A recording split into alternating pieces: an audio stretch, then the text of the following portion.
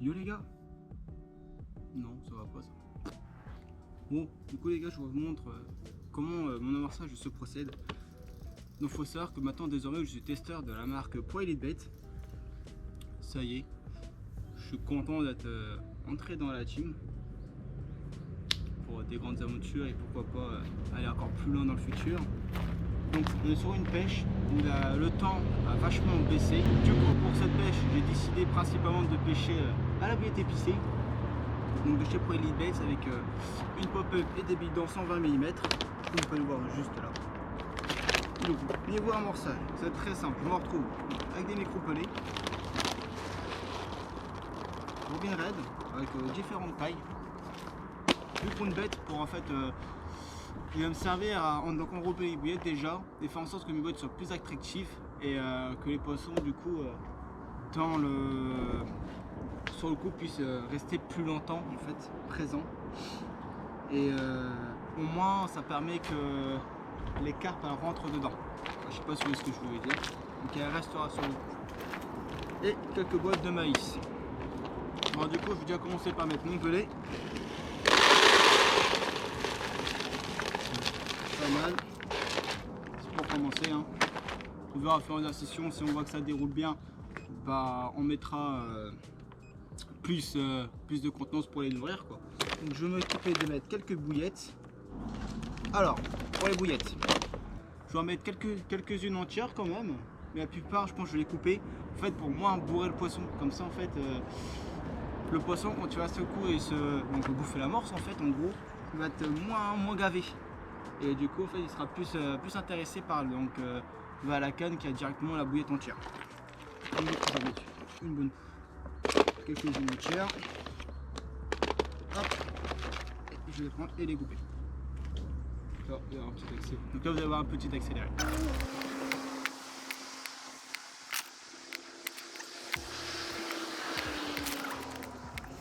D'ailleurs, petite fin d'accéléré. Je voulais vous remercier parce qu'on est bientôt désormais 100 abonnés sur la chaîne. Là actuellement on a 88 abonnés et pour ça je vous remercie énormément. Peut-être qu'aux 100 abonnés je ferai peut-être un jeu concours pour Noël. Je verrai bien avec des billets à gagner. Ou un pack Pro Elite Bait à gagner justement, ou même un t-shirt. Je verrai bien le moment venu. Et si on est abonné bien sûr d'ici là. Alors, donc là je viens de finir de couper mes bouillettes en deux. Donc je vais mettre du ground bait. Et comme je disais juste avant, en fait ça va permettre que les bouillettes soient déjà enrobées et qu'elles soient plus attractives au fond de l'eau et qu'elles diffusent plus. Hop, on va mettre un petit peu. Et ce qui est bien en fait dans le ground bait, c'est qu'il y a pas mal de petites particules. Et ça franchement c'est top. Ensuite, je vais mettre donc, le maïs. Là pour commencer, je vais mettre je pense 4 boîtes. Et je vais tout mettre, même le jus, je m'en fous. Donc pour commencer ce début de session, je pense que ça sera pas trop mal. Comme je vous dis juste avant, on est posé pour un 48 heures. On doit les étendre de chez Babar. C'est vrai qu'il y a des très gros fiches à faire. Surtout des beaux amours qui vont quand même jusqu'à 26 kg. C'est vraiment des beaux poissons. Donc une fois toutes les boîtes de maïs se mettent, hop, on va commencer à mélanger un petit peu.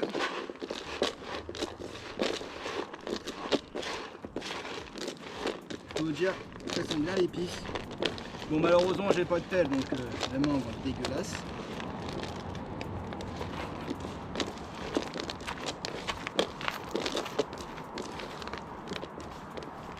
Hop. Et là je vais mettre un petit peu de jeep pour que les bouillettes diffusent encore plus et que il y a plus d'attractivité et d'odeur. En plus ce qui est bien avec le jeep c'est que c'est bien épais. Donc on va en mettre généreusement.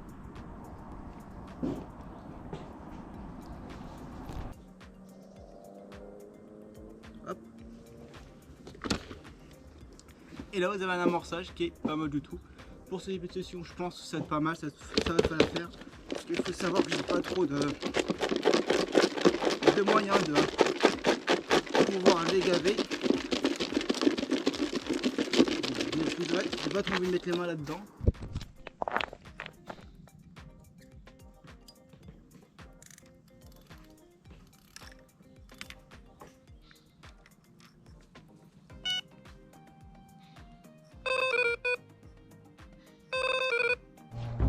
Bon bah voilà les gars, pour le poisson de la session, ça fait plaisir. Faut savoir qu'il me fait un combat de misère, je sais pas ce que c'est. Je pense que c'est un amour blanc. Pour moi c'est un amour blanc aussi, il faut savoir que là on est sur un ponton, et le du ponton, et juste au pied là, il est passé en dessous. Et moi je pensais qu'il était passé de l'autre côté, donc je me suis dit ouais, ça va. Mais je suis obligé de mettre la canne pour l'eau. Ah non, menace.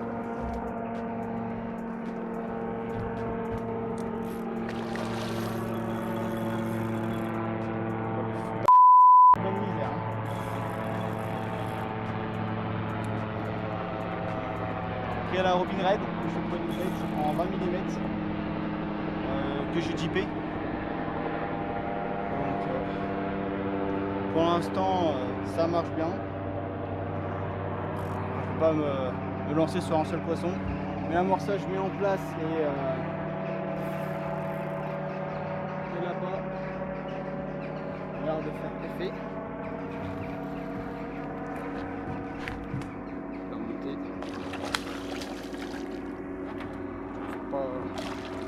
Hop. Regardez les gars, comme vous pouvez voir, piqûre sur le côté net, propre. Hop. Et ça voilà. Tac. On fait quelques petites images, puis on remet ça à l'eau. Et on remet tout ça en propre. Allez.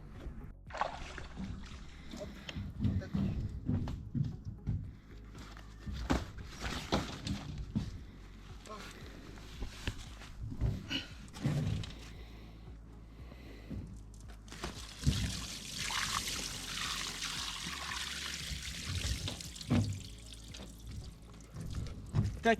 Allez, je vous montre tout ça les gars. Hop. Allez. Bon allez. Faut savoir qu'il y a genre 2 secondes il était calme hein. Allez. On fait la photo. Je monte juste. Hop. Et voilà les gars, premier poisson de la session. Et pour les poissons bah, de la team pour Elite Bait. J'aurais préféré une carpe ou un amour blanc. Mais bon, c'est pas grave, ça reste un poisson, on n'est pas capot. La session fait que de commencer. Et on va s'empresser de faire une petite photo ou deux. Et remettre ça à l'eau les gars. Allez.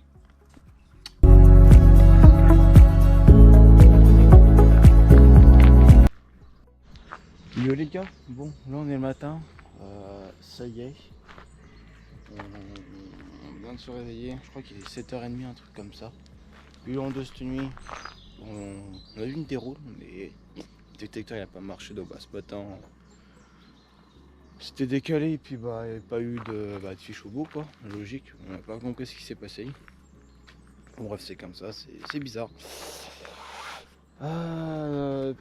Puis on pensait être emmerdé par les écrevisses, parce que les temps en ce moment là, criblé d'écrevisses, et on s'est rendu compte qu'en fait non, les écrevisses ne font pas chier que ça, parce que j'ai pêché carnet, enfin carnet non, Robin Red. Ouais, je pensais que les carpes elles allaient taper dedans. Attendez, je vais vous montrer. Hop, tac, on peut y voir. D'ailleurs on peut regarder bien voir que c'est pas, que sont pas abîmés les billes quoi. Je pensais qu'elle serait carrée. Sachant que la canne elle a pêché toute la nuit quoi, d'hier. Ce qu'on va faire, on va boire le café. Ça de se requinquer un petit peu. Et puis on va préparer les cannes.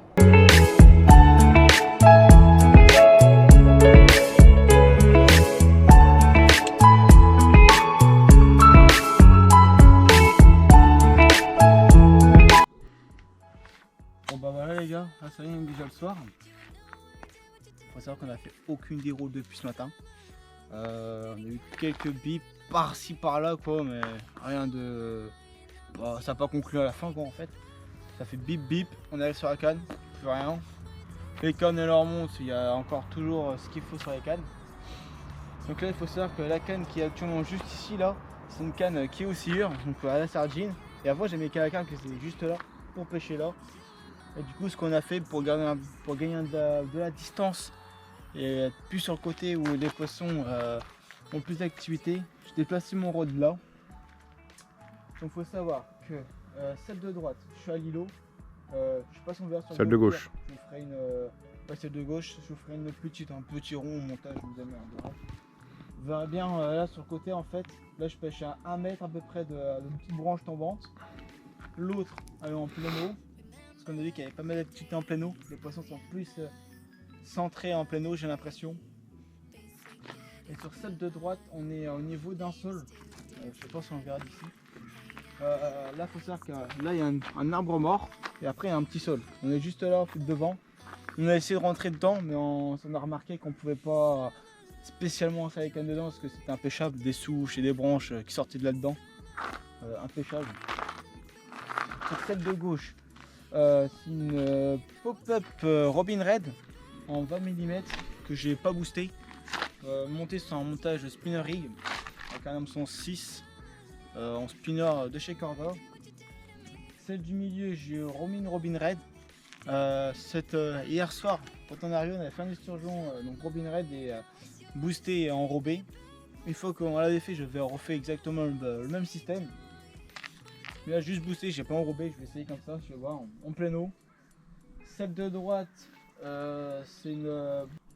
Donc sur celle de gauche, comme je vous dis, sur celle de droite, du coup, c'est une bille normale, encore que j'ai remis. Parce que cet après-midi, il faut savoir qu'on avait une canne pure maïs, rien du tout, que dalle. Et pour l'instant, c'est une pêche qui est très compliquée. Et pour les cannes qui sont à côté de mon père, alors lui, sur celle de gauche, il a une TGA qui a un fond maïs rose, qui pêche au niveau du ponton, un petit peu après, je crois, si je dis pas de conneries. Et après, on a celle de droite, qui pêche en plein eau, avec une bille. T'as mis quoi comme bille dessus? Moule, je crois. Moule. On va essayer comme ça, on croise les doigts pour que ça fasse du fish. Nous en attendant, on va pouvoir se préparer tranquillement à manger. Préparer peut-être une amorce potentielle pour cette nuit. S'ouvrir une petite monster, je pense, tranquillement. Ouais. Manger un peu de charcute et croiser les doigts pour faire un fish. En tout cas, c'est ce qu'on disait, si on fait qu'un seul fish, on veut que ce soit un fish de plus de 20 minimum. Qu'on fasse un vrai poisson quoi. Parce que les esturgeons c'est bien, mais ça reste un esturgeon quoi. Voilà. Je croise les doigts, puis je vous redis quoi, peut-être dans la soirée je l'espère, ou à demain matin. Sur ce les gars, à demain. Bon. Que dire sur cette session? Une session qui se sera retrouvée très difficile. Départ en direct les gars. Départ en direct les gars.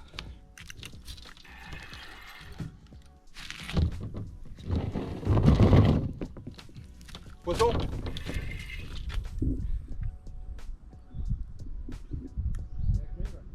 Celle de droite en plein eau.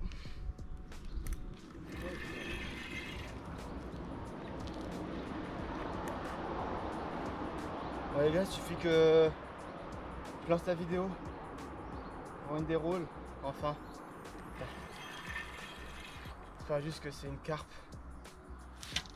Là, je peux vous mentir que je suis un peu stressé sur cette session qui est trouvée très compliquée pour le moment, comme je vais vous dire en fait. Et la canne qui se met à hurler. Putain, ça fait plaisir. J'ose pas un départ en direct. C'est parce que je finis pas la canne, mais bon. C'est un poisson.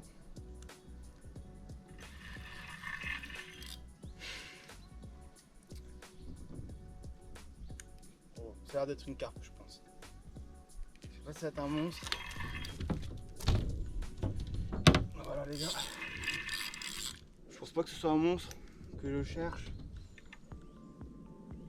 Donc on aura cherché durant cette session. Mais le poisson reste en pleine eau.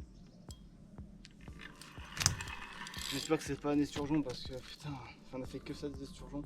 Hier soir on a encore fait un esturgeon, j'ai pas fumé parce que bon, c'est pas ce que je viens chercher. Puis en plus je pense que c'est le même qu'on a fait durant la première soirée. Et comme je vais dire, je pensais que la première soirée allait très bien se dérouler.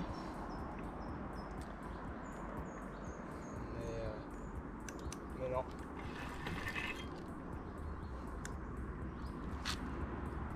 Je pas juste que c'est une carpe quoi, parce que putain. Oh non!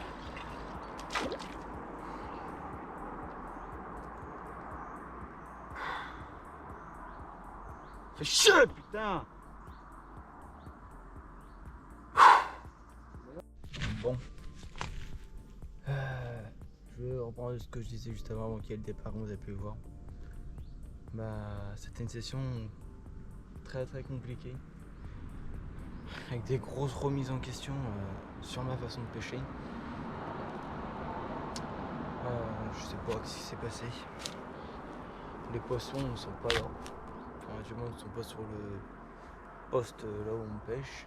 Ou peut-être que les appâts qui ne les intéressent plus ou qui les attirent plus, je ne sais pas. Qu'on peut voir, on a eu un départ il y a un instant. Et durant la session, ça a été que ça. Que des décroches à nos pieds. Ou des casses, à peine un bip déjà tanké, on peut rien faire. C'est. Après, c'est risque à pêcher l'extrême bordure quoi. Mais on n'était pas censé casser autant, décrocher autant. Et même après une décroche, il faut savoir que j'ai acheté un hash point donc pour regarder en fait si les hameçons sont encore affûtés ou pas, donc pour pouvoir les réaffûter. Et il faut savoir que les hameçons pas besoin de les réaffûter et repiquer, piquer nickel. Et ce que je comprends pas, c'est que le poisson se pique à un combat, ça se décroche. Ou c'est tanké direct, ça se casse. Et mes montages, je pense pas qu'ils sont montés à l'envers. Enfin, pour eux, ils sont pas montés à l'envers du tout même.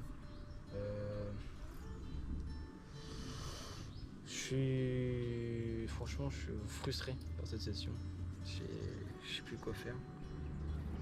Franchement, je vais vous le dire en my god, je suis démotivé. Démotivé sur cette pêche. Catastrophique. Mais bon.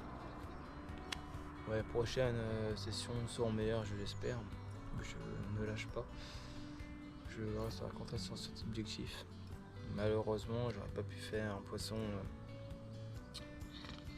une carpe sous mes premières sessions avec la team Pro Elite.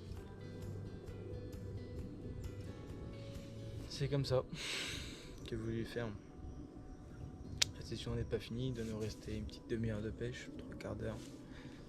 On croise les doigts pour qu'il y ait une déroule qui se refasse d'ici là et que j'espère pouvoir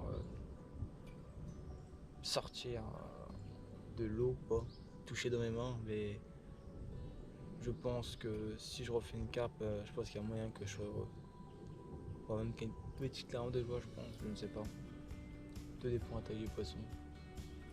Mais là, franchement, tout ce que je veux, c'est au moins une carpe avant la fin de la session. Histoire de partir sur un beau poisson. Et une carpe parce qu'on vient pêcher. Je pense que je vais certainement réfléchir à revoir mes montages, à revoir ma façon de pêcher, mon amorçage, mon approche. Sachant que première soirée, je pensais que ça allait bien se passer avec première déroule au bout d'une 3/4 d'heure, je crois, une heure, je sais plus. Je me suis dit, ça sent bon. C'était avec mon mélange Robin Red que j'ai fait avec de la marque Pro Elite. Je pensais que ça allait bien se passer, puis finalement ça aurait été catastrophique. Surtout la sensation. Hier, calme plat. Le matin, rien. La première nuit, rien. Un bip par-ci par-là, mais c'est tout. Dans la nuit, on a eu des touches. Mais on a eu des déroules dans la nuit. On a eu 2 casses. Frein serré, on a pêché frein serré, un bip et les cannes sont tankées. Et du coup on essaye de déloger, d'étendre le fil, poser la canne, revenir 20 minutes après dessus, histoire que sur un peu de chance si le poisson est encore au bout de tanker, puis finalement dans le cul, obligé de casser. Et puis voilà, sur cette session les poissons ont été plus forts que nous, plus malins, mais je compte pas me laisser sur une défaite. La prochaine fois je viendrai équipé avec les hameçons pour. Je sais pas, je prendrai quelle gamme. Si vous avez des marques d'hameçons conseillées, n'hésitez pas à me dire dans les commentaires. Parce qu'actuellement, en fait, je pêche avec. Ça dépend en fait. En hameçon pur pour être des bouillettes denses ou pour des wafters, je pêche avec. Avec les hooks de chez Starbait, c'est en taille 4. Et pour mes montages donc spinner rig, j'utilise les hameçons, les spinners de chez Kanda. Là-dessus j'ai pas eu trop de décroche, dessus pour le moment, mais je sais pas. Sur ce, je croise les doigts, on refasse un poisson, puis je vous redis quoi d'ici là, ou ça je vous souhaite une bonne soirée à vous, une bonne journée selon à laquelle heure vous regardez cette vidéo. Et puis moi je vous dis à une nouvelle session, à la prochaine, pour essayer de sortir une belle vidéo avec beaucoup de poissons, des gros poissons, des mastodontes, ce serait bien. Ça redonnerait le sourire, puis au moins ça donnerait une belle image sur pas sur la pêche, mais à la chaîne, voilà. À la chaîne, montrer que on reste pas sur une défaite, que on avance toujours apprendre de ses erreurs. Pas de ses erreurs, non, parce que j'ai pas fait d'erreur en soi, donc c'est de ses échecs. Toujours avancer avec ça, réfléchir. Et surtout n'oubliez pas que à la pêche, ce n'est pas simplement prendre une canne et la mettre à l'eau. Non, il faut réfléchir, positionnement des cannes, quel type d'hameçon aborder, les appâts, le positionnement. La pêche est franchement une passion formidable, avec beaucoup de remises en question. Et il suffit juste de se creuser la tête, trouver la pêche et pouvoir faire une session miraculeuse ou soit faire qu'une touche dans la session mais faire un beau poisson. Sur ce les gars, moi c'était Tsuki Fishing. Je vous fais des gros bisous et ciao ciao.